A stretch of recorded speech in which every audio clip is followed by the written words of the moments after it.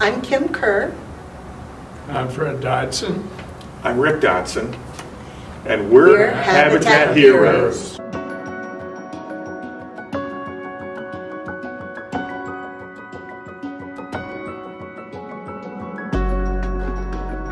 I was introduced to Habitat by a member of our church, First United Methodist Church in Cuyahoga Falls. I think his first name was Bob. I know his last name was Case. And he was very active in Habitat. And we sat in the balcony together at church. And that's how I got to know him very well. And when he was ready to retire from the board, he was looking for someone else from the church to succeed him. In 2012, I started to work at a company called FOMO Products. And FOMO Products was a building materials company. They made insulating foams. And we happened to, we were operating on Barber Road, but we owned this building right next door.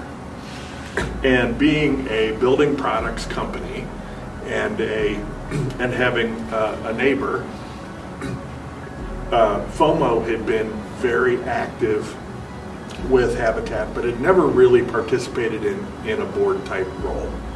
So I got involved and said, I'd like to serve on the board, because through my father, I kind of had a little bit of understanding of what Habitat does. And of course, you know, the Habitat brand is very well known worldwide. So, you know, it was an easy decision for me because it fit what my business was at the time. I appreciated the mission. Also was looking for something to do that was helpful to Summit County and the city of Akron, because at the end of the day, we live here and you know, the family feels a connection to the community, and we wanted to participate in something that was beneficial to the community. And then when I retired, my brother, I said, well, I'm retiring this year, and he said, well, you need to find something else that you can love. And so he said, Habitat's hiring, and that's kind of how I ended up here. I always say in our family, the women are educators and the men are finance people. So I kind of joined those two together because my former job as a teacher was all about the heart.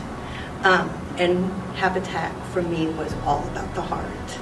I felt like after teaching, I taught in Barberton, and a lot of our families were borderline low income poverty level, and I saw a lot of working people that were working really, really, really hard, but didn't really get any help. Like, they didn't get any services, they didn't get free and reduced lunch, they couldn't get any help.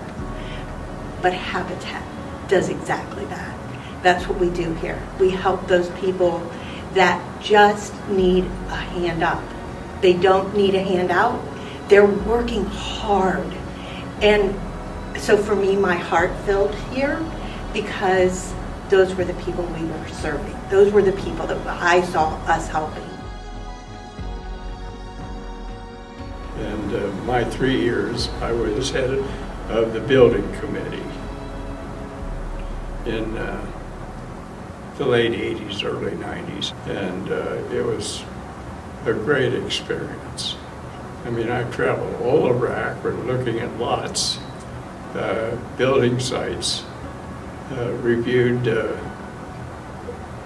long lists from Akron of lots that they had available.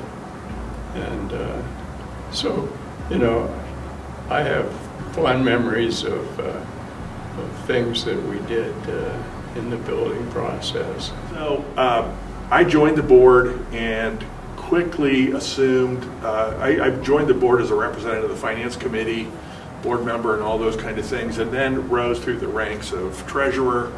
And on my last, you know, then let's see, my second to last year I was vice president, and then my last year on the board I served as the chair of the board. It made sense for me professionally, and it was really wonderful to kind of jump into a position where I could kind of support the affiliate from a financial perspective. Cash management and how we handle our cash is so important. how we balance fundraising, restore revenues, all the complexities that go into how does the affiliate make money, how do we work with the various governmental, those that are doing, those that are supporting us through grants and things of that nature, was always so fascinating to me to kind of follow through those things. And then, of course, working with Rochelle and the rest of the team, just in terms of how we were spending our money prudently, but still trying to make sure that we were doing a good job of fulfilling the mission of the affiliate. That was really critical. So I really enjoyed those aspects. So I got to look at the financial end of things, which I had a lot of basis for that from my brother and my dad, and still got to put my heart into it because I was dealing with the families. So I would look at their credentials and make sure that they fit within our guidelines. They have a job, they have to be able to pay the mortgage back because we're not giving them a house. They have to purchase the house with 0% interest loan. So those were the things that I did. I worked with them going to classes, and it was a goal for me. These people, a lot of them are first-time homeowners, and I know for myself being a homeowner, there's a lot to that, going into taking care of a house.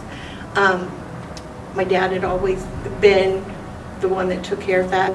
This was a natural fit. I got to work on houses. I got to learn so many new skills while I was also helping the families learn those same skills. And I felt like it was a partnership with the families, like we were learning together. As far as church goes, one of my best friends growing up in high school, her dad was very active with Habitat. So with church being involved, then I knew that he was really involved with Habitat as well. And then our church, kind of after Mr. Cannon had gotten away from Habitat, and now our church has also, that was part of what Mary, who was my position before, asked, would your church like to join the Common Mission Coalition? And I was like, well, I'll ask them. So now we've become involved from our church again. So I'm really excited about that, being part of that. And we can start building pretty soon. Really happy to see that Kim is leading the way within our church to try to keep that going. So I'm kind of proud of that. Well, thanks, Dad. I had the opportunity to participate in the East Avenue project. I was, I'm not sure exactly the timing, but I know I was either treasurer or board chair or something like that through the development and evolution of the East Avenue, kind of aggregation of homes there. And I always found it fascinating. Habitat had always been challenged with finding a good property, where do I build? And we were always looking to find, donated property is hard to find, it's quality, that's a good place to live. I mean, you want to give these people a nice place to live, but you also want to make it in a desirable neighborhood and, all those kind of things. So East Avenue gave us an opportunity to create our own little neighborhood, so to speak, which was always exciting. And now Silver Maple Ridge is happening, so that's even more exciting. That's another, that's kind of East Avenue, on steroids, so to speak. So it's really exciting to see how that's going to evolve. And just to participate in that kind of stuff, and has been a wonderful thing for me. Gosh, I've watched the evolution of and the maturity of the affiliate. Rochelle had an opportunity now to build her staff, and so I see people like Drew and I see people like Kelly, and I sit back and say, wow, it's really a hugely professional organization. People like yourselves who have all the different capabilities that we've been able to bring together now. Huge, just for the affiliate. We're doing so much more than we used to. Lighthearted moments. We did a lot of things like putting up Christmas trees when I really got to get to know the families. We had children who would come. We would put picnic tables together. Some of them I remember a time when we were painting picnic tables in the back, and someone said, "Oh, I don't like the stained ones. I want mine green or red," or they wanted to do colors. And at Habitat, we're pretty open to the site supervisors want the families to be happy with their home and want that to be part of the process. So really an exciting time. It really made me feel like we have Christmas parties, and one of the little girls was up with Rochelle and dancing to the music because we had some entertainment. And so those are the things that I remember. More of those times when we were all here enjoying families and really being a part of that. I can remember my experience with a nail hammer, and I'd never used one before. And a nail gun? A nail gun, yeah. And at any rate, I pushed the thing, and it fired. And one of the members there that was really knew all about building, he said, "I wonder where that nail went." Fortunately, it didn't hit anyone. But so, Dad, I have to tell you, they're no longer allowed to use nail guns at the build site unless it's just I can understand that. The site supervisor. So maybe that's it. It's all a learning process. We learn along the way. I have an appreciation for all the site supervisors, the John Merkins, the Lori's, et cetera, who are so patient with the volunteers.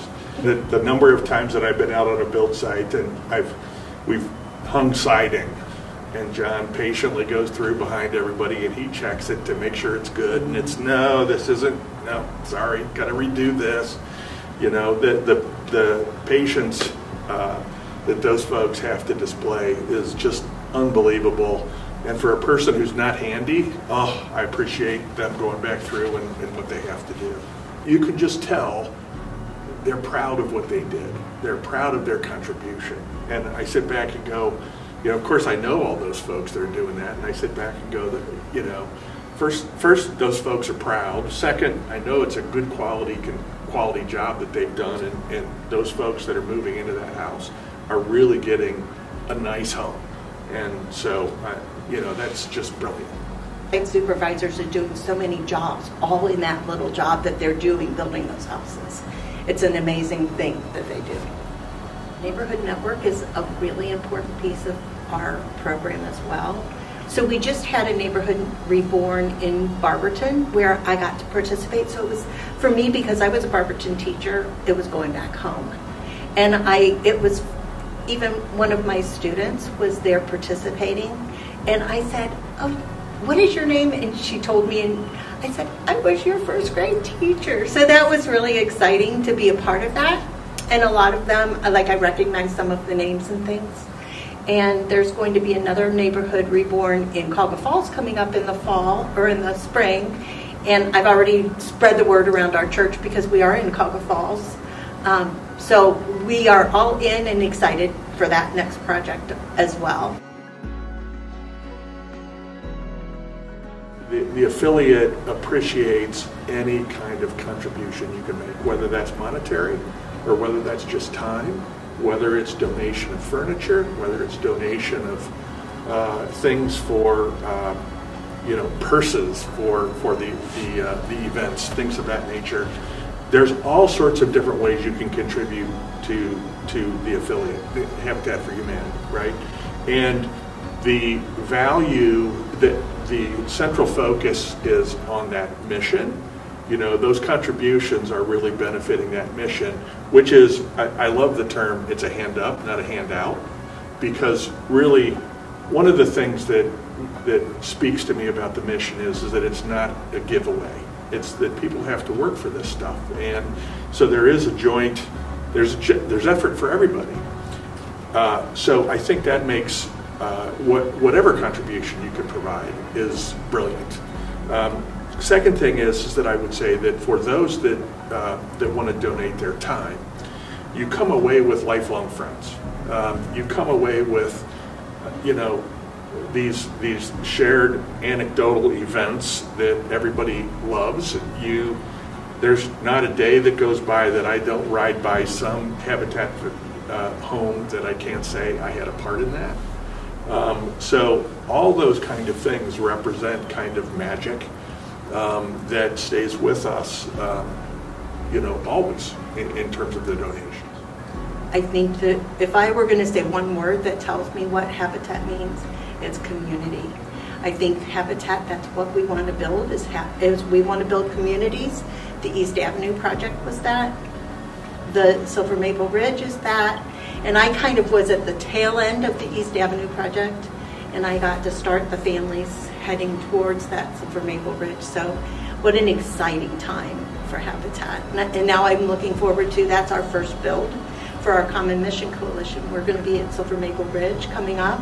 Just go out and swing the hammer with the families and show them that we're all in it together. We're here for you.